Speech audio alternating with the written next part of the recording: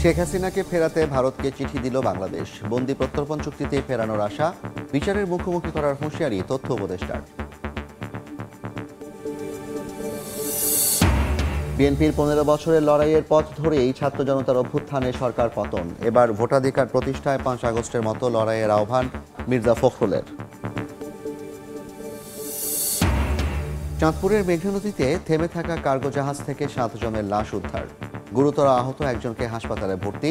পূর্বশত্রুতার জেরে হত্যাকাণ্ড ধারণা পুলিশের।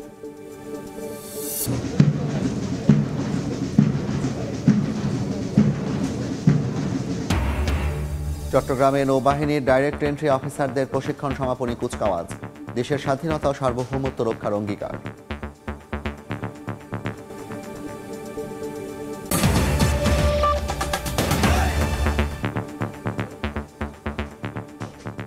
জনপদের সময়ের সঙ্গে আছি আমি জাফর সাদিক। গণ অভ্যুত্থানের মুখে পালিয়ে যাওয়া সাবেক প্রধানমন্ত্রী শেখ হাসিনাকে ফেরাতে ভারতকে কূটনৈতিক পত্র দিয়েছে বাংলাদেশ। বিকেলে সাংবাদিকদের প্রশ্নের জবাবে কথা জানান পররাষ্ট্র উপদেষ্টা। এর আগে পিলখানায় এক অনুষ্ঠান শেষে স্বরাষ্ট্র উপদেষ্টা জানান, বন্দি প্রত্যর্পণ চুক্তি অনুযায়ী ফেরত চাওয়া হবে শেখ হাসিনাকে। গণ অভ্যুত্থানের মুখে ভারতে পালানোর পর থেকেই প্রশ্ন ছিল শেখ হাসিনাকে ফেরাতে কি পদক্ষেপ নিচ্ছে অন্তর্বর্তী সরকার। প্রধান উপদেষ্টার প্রেস উইং জানিয়েছিল, বন্দি প্রত্যর্পণ চুক্তির কিছু শর্ত পূরণ করে শেখ হাসিনাকে দেশে ফেরত চাওয়া হবে। স্বরাষ্ট্র মন্ত্রণালয় থেকে চিঠি পাওয়ার পর এই বিষয়ে কথা বলেন পররাষ্ট্র উপদেষ্টা। জানান, বিচার প্রক্রিয়ার স্বার্থে সাবেক প্রধানমন্ত্রী শেখ হাসিনাকে ফেরত চেয়ে ভারতে চিঠি দিয়েছে বাংলাদেশ। আমরা তাকে যে চাওয়া হচ্ছে ফেরত বিচার ব্যবস্থার জন্য সেটা জানিয়েছি। না, একটা নোট ভার্বাল দিয়ে। হ্যাঁ, নোট ভার্বাল। হ্যাঁ, না, ভারত সরকারকে। এর আগে কোন উপায়ে শেখ হাসিনাকে ফেরত আনা হবে সেই প্রশ্নের উত্তর দেন স্বরাষ্ট্র উপদেষ্টা। পাঠিয়ে দিয়েছি পররাষ্ট্র মন্ত্রণালয়ে, আমাদের চিঠি অলরেডি চলে গেছে ওনার এক্সট্রাডিশন করার জন্য। আমাদের সাথে তো ওনাদের এক্সট্রাডিশন ট্রিটি একটা আছেই, ওই প্রক্রিয়া হবে, ওই চুক্তি অনুযায়ী হবে। জুলাই আগস্টের গণহত্যার মামলায় গত 17 অক্টোবর শেখ হাসিনার বিরুদ্ধে গ্রেফতারি পরোয়ানা জারি করেন আন্তর্জাতিক অপরাধ ট্রাইব্যুনাল। এরপর তাকে দেশে ফেরাতে শুরু হয় নানা আইনি পদক্ষেপ। সাদিকুর রহমান, সময় সংবাদ, ঢাকা।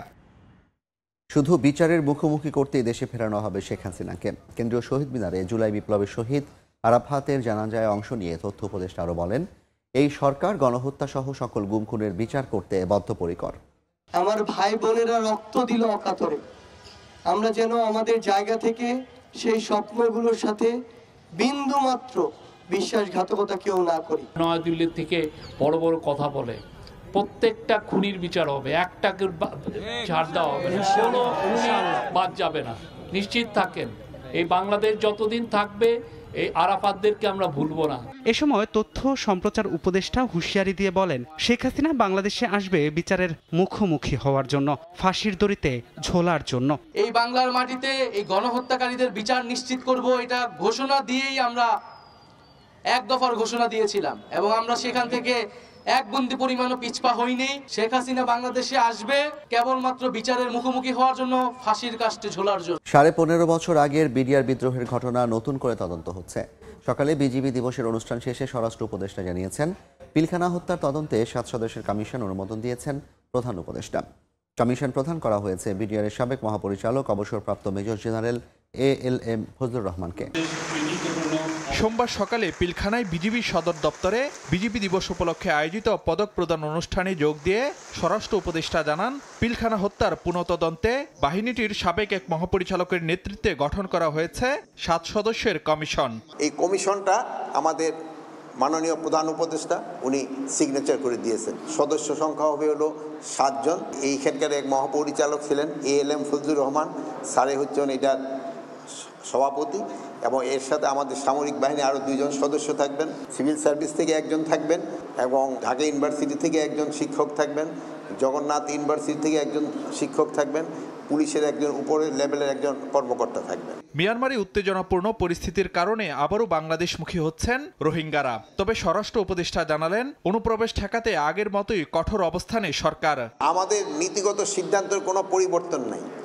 আমরা রোহিঙ্গাদের কোনো অবস্থায় প্রবেশ করতে দিব না। এছাড়া কুমিল্লায় মুক্তিযোদ্ধাকে লাঞ্ছিত করার ঘটনায় জড়িতদের আইনের আওতায় আনা হবে বলেও জানান স্বরাষ্ট্র উপদেষ্টা। কিছু সংখ্যক তো দুষ্কৃতিকারী সব জায়গায় রয়ে গেছে, এবং যেই দুষ্কৃতিকারী তাকে হেনস্থা করছে তাদের আমরা আইনের আওতায় অবশ্যই নিয়ে আসবো। ফারুক ভিয়া, রবিন, সময় সংবাদ, ঢাকা। জনগণের ভোটাধিকার প্রতিষ্ঠায় 5 আগস্টের মতো আবার ঐক্যবদ্ধ লড়াইয়ের প্রস্তুতি নেওয়ার আহ্বান জানিয়েছেন বিএনপি মহাসচিব। যারা বিএনপিকে হেয় করে কথা বলছে তাদের প্রতি মির্জা ফখরুল বলেন, বিএনপির 15 বছরের লড়াইয়ের পথ ধরেই ছাত্র জনতার অভ্যুত্থানে পালাতে বাধ্য হন শেখ হাসিনা। ঠাকুরগাঁওয়ে জনসভায় একথা বলেন বিএনপি মহাসচিব। মিজানুর রহমানের ক্যামেরায় আহমেদ সালেহিনের রিপোর্ট। উৎসবের আমেজ পুরো সমাবেশ জুড়ে। দীর্ঘদিন পরে এক হতে পেরে উচ্ছ্বাস ছড়িয়ে পড়ে উত্তরের জেলা ঠাকুরগাঁওয়ে। স্লোগান আর মিছিলে ঐক্যের বার্তা। প্রায় সবার হাতে ছিল দলীয় প্রতীক ধানের শীষ। মানুষের ঢল নামে শিবগঞ্জ ডিগ্রি কলেজ মাঠে। হাজার হাজার নেতাকর্মীর উপস্থিতিতে জনসমাবেশ রূপ নেয় জনসমুদ্রে। দুপুর গড়িয়ে বিকেল হতেই কানায় কানায় পূর্ণ হয়ে ওঠে সভাস্থল। সোমবার বিকেল 4টার দিকে নিজ নির্বাচনী আসনের জনসভায় উপস্থিত হন বিএনপি মহাসচিব। উচ্ছ্বাসে ফেটে পড়েন কর্মীরা। প্রধান অতিথির বক্তব্যে মির্জা ফখরুল ইসলাম আলমগীর অভিযোগ করেন, শেখ হাসিনা ভারতে বসে দেশবিরোধী ষড়যন্ত্র করেই যাচ্ছেন। ভারতে বসে তুমি ষড়যন্ত্র করতেছো, ভারতে বসে তুমি বিভিন্ন দেশে আবার বাঙালি মানুষদেরকে বাঙালিকে বিভ্রান্ত করার চেষ্টা করতেছো, আর দুঃখজনক ভাবে এই কথা বলার চেষ্টা করতেছো যে আমাদের এখানে আমাদের হিন্দু সম্প্রদায়ের ভাইদের উপরে নাকি অত্যাচার হচ্ছে, নির্যাতন হচ্ছে। বিগত আন্দোলনে বিএনপির অবদান নিয়ে যারা কটাক্ষ করছে তাদের প্রতি ক্ষুব্ধ প্রতিক্রিয়া জানান মির্জা ফখরুল। বলেন, তাদের 15 বছরের লড়াইয়ের কারণেই শেখ হাসিনাকে বিদায় করা সম্ভব হয়েছে। 15টা বছর অত্যাচার নির্যাতন সহ্য করে আমরা একটা অবস্থা তৈরি করেছি, সেইখানে অবশ্যই তোমাদেরকে আমি সাবাসী দেই, বাহবা দেই, কৃতজ্ঞতা জানাই যে তোমরা সাহস করে দাঁড়িয়ে গেছো। এটাই হচ্ছে মুক্তির পথ, আর সেই কারণেই হাসিনাকে দেশ ছেড়ে পালাতে হয়েছে।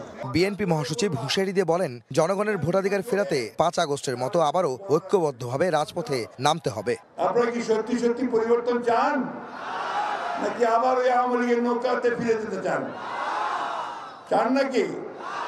তাহলে কিন্তু ওই যেমন 5ই আগস্ট সবাই মিলে রাস্তায় নামছিলেন, তাহলে আবারও সেই মতো ঐক্যবদ্ধ হয়ে রাস্তায় নামতে হবে। রাস্তায় নামতে হবে নিজের অধিকার আদায়ের জন্য, ভোটের অধিকার আদায়ের জন্য। দেশ, মাটি ও মানুষের জন্য আবারও লড়াইয়ের প্রস্তুতি নিতে সবাইকে আহ্বান জানান বিএনপি মহাসচিব। বিএনপি ঘোষিত রাষ্ট্র মেরামতের 31 দফা প্রস্তাবনা তৃণমূলে পৌঁছে দেওয়ার এই জনসভা হলো মূলত নির্বাচনী প্রস্তুতি সভা হিসেবে দেখছে ঠাকুরগাঁও জেলার সাধারণ মানুষ। তাই তারা বলছেন, অন্তর্বর্তীকালীন সরকার সব ধরনের ষড়যন্ত্র এবং সংকট মোকাবেলায় অতি দ্রুত নির্বাচনী রোডম্যাপ ঘোষণা করে জাতীয় নির্বাচনের পথে হাঁটবেন তারা। ঠাকুরগাঁওয়ের শিবগঞ্জ থেকে আহমেদ সালেহিন, সময় সংবাদ। চাঁদপুরের মেঘনা নদীতে থেমে থাকা সারবাহী কার্গো জাহাজ থেকে 7 জনের লাশ উদ্ধার করা হয়েছে। গুরুতর আহত একজনকে হাসপাতালে ভর্তি করা হয়েছে। পরিকল্পিতভাবে হত্যাকাণ্ড ঘটানো হয়েছে বলে প্রাথমিকভাবে ধারণা করছে পুলিশ। প্রতিটি কেবিনে কম্বল মুড়ি দেওয়া অবস্থায় পড়েছিল কেরানি, সুকানি ও বাবুর্চি সহ কার্গো জাহাজের কর্মকর্তা কর্মচারীর নিথর দেহ। সোমবার দুপুর 1টার দিকে 999-এ কলের মাধ্যমে আইনশৃঙ্খলা বাহিনীর কাছে খবর আসে, মেঘনা নদীতে ডাকাত হামলায় একটি কার্গো জাহাজের সব কর্মচারী নিহত হয়েছেন। এ তথ্য পেয়ে মাঝিরচর এলাকায় নোঙর করা এমভি আল বাখেরা নামে জাহাজে পৌঁছায় কোস্টগার্ড ও নৌ পুলিশ। এ সময় জাহাজের কেবিনে নিথর দেহ পড়ে থাকতে দেখেন তারা। প্রত্যেকের মাথায় দেশীয় অস্ত্রের আঘাতের চিহ্ন। এর মধ্যে 5 জন মৃত আর 3 জনকে আহত অবস্থায় উদ্ধার করা হয়। হাসপাতালে নেয়ার পথে মারা যান আরো 2 জন। খবর পাইলাম যে জাহাজটায় ডাকাতি হয়েছে, তা আমরা মাঝের চরেক নামক স্থানে এসে অ্যাঙ্কার করি এবং অ্যাঙ্কার করে একটা ট্রলার নিয়ে এই জাহাজের গায়ে আসে। আলবুক্তিয়া জাহাজটা এখানে জাহাজ ডাকাতি হয়েছে এবং স্টাফের ডাকাতিরা এমনভাবে কোপাইছে যে স্টাফগুলো 8 জনই ডেড। জাহাজের অবস্থা তো খারাপ। আমি বললাম কি হয়েছে, লোকজন তো একজনও দেখছি না, সব মারা গেছে। একটা স্টাফ জীবিত আছে ঢোরকাটা, ওর কাছ থেকে মানে হাতেরই সারাই দেওয়া হয়েছে 8 জন। মাথায় আঘাতের ধরন দেখে নৌ পুলিশের ধারণা পূর্ব শত্রুতার জেরে জাহাজের স্টাফদের হত্যা করা হয়েছে। দেশীয় অস্ত্র দ্বারা এদেরকে আঘাত করে মারা হয়েছে, যেটা মনে হচ্ছে পূর্ব শত্রুতামূলক কোনো বিষয় এখানে জড়িত থাকতে পারে, না হলে এভাবে নৃশংসভাবে হত্যাকাণ্ড ঘটানোর কোনো কারণ আছে বলে মনে হচ্ছে না। এই ঘটনায় জড়িতদের বিরুদ্ধে ব্যবস্থা নেওয়ার কথা জানায় জেলা প্রশাসক। আমরা অবশ্যই এটা নিয়ে তদন্ত কমিটি গঠন করব, তবে মূল যে এটা যদি আমরা একটা হত্যা বলি, এটা ডাকাতি বলি না কেন, সেটার আসলে একটা পুলিশ যে ইনভেস্টিগেশন আছে, সেটা নৌ পুলিশ বলেন বা আমাদের পুলিশ বলেন, তারা ইনভেস্টিগেশনটা করবে। চট্টগ্রামের কাফকো সার কারখানা থেকে সার বহন করে সিরাজগঞ্জের বাঘাবাড়ির দিকে যাচ্ছিল জাহাজ এমভি বাখেরা। সময় সংবাদ, চাঁদপুর। জনপদে সময় আরও থাকছে। বড়দিন ঘিরে গির্জায় গির্জায় উৎসবের রং। চট্টগ্রামে খ্রিস্ট ধর্মাবলম্বীদের নানা আয়োজন, বর্ণিল স্বাদে অভিজাত ও 5 তারকা হোটেল। আন্তর্জাতিক মানের মেরিন একাডেমি গড়ে তুলতে বিভিন্ন বিদেশি প্রতিষ্ঠানের সঙ্গে একযোগে কাজ চলছে বলে জানিয়েছেন নৌ পরিবহন উপদেষ্টা এম শাখাওয়াত হোসেন। দুপুরে চট্টগ্রামে একাডেমির গ্র্যাজুয়েশন কুচকাওয়াজ অনুষ্ঠানে তিনি একথা বলেন। নৌ পরিবহন উপদেষ্টা বলেন, 6টি নতুন জাহাজ কিনছে বাংলাদেশ শিপিং কর্পোরেশন। বলেন, সেসব জাহাজে প্রাধান্য দেওয়া হবে মেরিন একাডেমি থেকে প্রশিক্ষণপ্রাপ্ত নাবিকদের। তিনি আরও বলেন, মেরিন একাডেমির অবকাঠামো উন্নয়নে মহাপরিকল্পনা তৈরির কাজে হাত দেওয়া হয়েছে।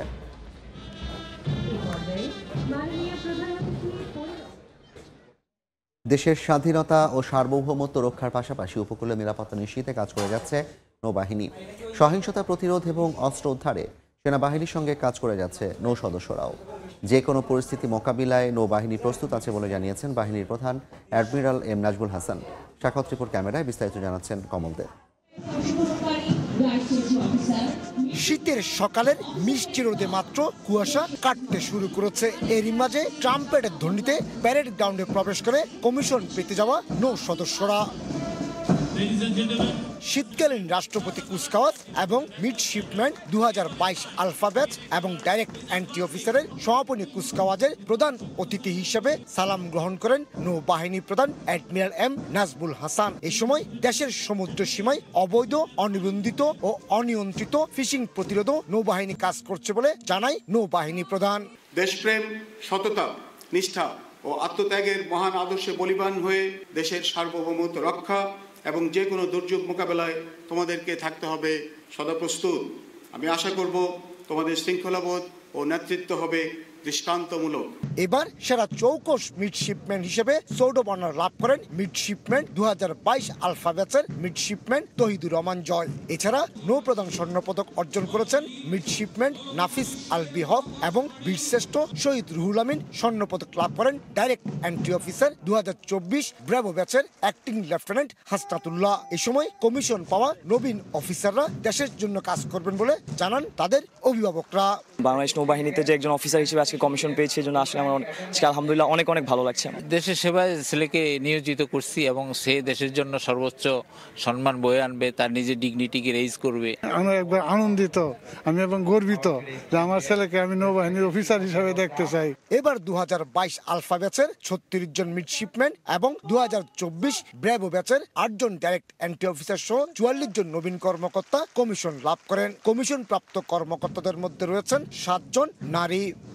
গভীর সাগরের যুদ্ধ জাহাজে মোতায়েন থেকে যেমন দেশের স্বাধীনতা ও সার্বভৌমত্ব রক্ষা করছে, ঠিক তেমনি বর্তমান পরিস্থিতিতে উপকূলবর্তী জেলাগুলিতে মোতায়েন থেকে নিয়ন্ত্রণ করছে আইন শৃঙ্খলা পরিস্থিতি। রাষ্ট্রপতি সমাপনী কুচকাওয়াজে এসে সে কৃতিত্বের কথা তুলে ধরলেন নৌবাহিনী প্রধান। চট্টগ্রামের নাকালামেডি থেকে কমল দে, সময় সংবাদ। রাজশাহী বিশ্ববিদ্যালয়ে ভর্তি পরীক্ষায় পোষ্য কোটা বাতিলের দাবি জানিয়েছে এবং এই দাবিতে মানববন্ধন করেছেন সাধারণ শিক্ষার্থীরা। বিকেলে বিশ্ববিদ্যালয়ের প্যারিস রোডে মানববন্ধনরত শিক্ষার্থীরা অভিযোগ করেন, নিজেদের স্বার্থে বৈষম্যমূলক পোষ্য কোটা এখনও বহাল রেখেছে বিশ্ববিদ্যালয় প্রশাসন। এর আগে গত 14 নভেম্বর পোষ্য কোটা বাতিলের দাবিতে অনশন করেন সাধারণ শিক্ষার্থীরা।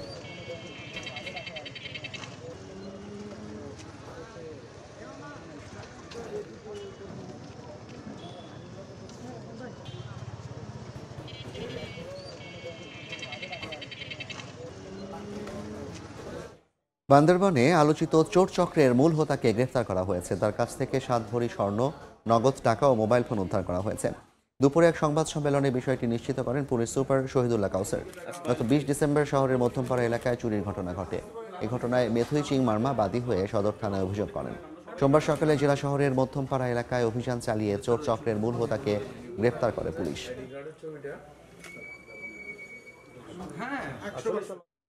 আকিজ বেকার্স লিমিটেডের আয়োজনে হয়ে গেল বেক্সম্যান বিস্কিট ফেস্টিভ্যাল। পরিবারের সঙ্গে সুস্থ বিনোদন চর্চার প্রয়াসে ঢাকার রবীন্দ্র সরোবরে হয়েছে উৎসব। আয়োজন ঘিরে ছিল শিশুদের চিত্রাঙ্কন ও খেলার বিভিন্ন রাইড। আকিজ বেকার্স লিমিটেডের ব্যবস্থাপনা পরিচালক শেখ জামিল উদ্দিন জানান, ক্রেতাদের ভালো থাকার জন্য প্রয়োজন সুস্থ বিনোদন। তাদের সুন্দর স্মৃতি তৈরির উদ্দেশ্যে বেকম্যানস বিস্কিটের নিয়মিত ক্রেতাদের জন্যই এই উৎসব।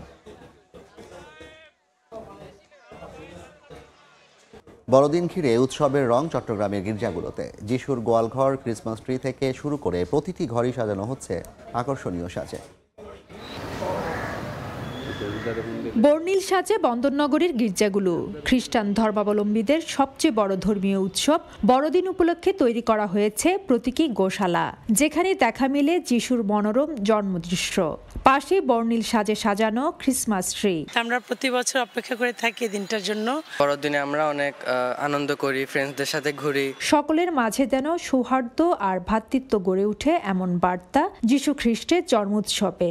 প্রার্থনা নিবেদন করি প্রেমময় ঈশ্বরের কাছে এবং তার পুত্র যীশু খ্রিস্টের মধ্য দিয়ে আমরা ঈশ্বরের কৃপা আশীর্বাদ লাভ করতে চেষ্টা করি। বাচ্চাদের এই গেমসগুলোতে গার্ডিয়ানরা নিয়ে আসবেন, প্লাস সান্তা ক্লজ থাকবে। উইনার যারা হবেন সান্তা তাদেরকে গিফট হ্যান্ড ওভার করবেন। বড়দিন উপলক্ষে প্রতিটি গির্জায় থাকবে বাড়তি নিরাপত্তা ব্যবস্থা। যিশু খ্রিস্টের দেখানো সত্য ও ন্যায়ের পথে চলুক মানব জাতি, বড়দিনে এমন প্রত্যাশা খ্রিস্টান সম্প্রদায়ের। ফেরদৌস লিপি, সময় সংবাদ, চট্টগ্রাম। জনপদের সময়ের শীর্ষ সংবাদগুলো জানিয়ে দিচ্ছে আরেকবার। শেখ হাসিনাকে ফেরাতে ভারতকে চিঠি, বাংলাদেশের বন্দি প্রত্যর্পণ চুক্তিতে ফেরানোর আশা, বিচারের মুখোমুখি করার হুঁশিয়ারি তথ্য উপদেষ্টার। বিএনপির 15 বছরের লড়াইয়ের পথ ধরেই ছাত্র জনতার অভ্যুত্থানে সরকারের পতন। এবার ভোটাধিকার প্রতিষ্ঠায় 5 আগস্টের মতো লড়াইয়ের আহ্বান মির্জা ফখরুলের। এবং চাঁদপুরের মেঘনা নদীতে থেমে থাকা কার্গো জাহাজ থেকে 7 জনের লাশ উদ্ধার। গুরুতর আহত একজনকে হাসপাতালে ভর্তি। পূর্বশত্রুতার জেরে হত্যাকাণ্ড ধারণা পুলিশের।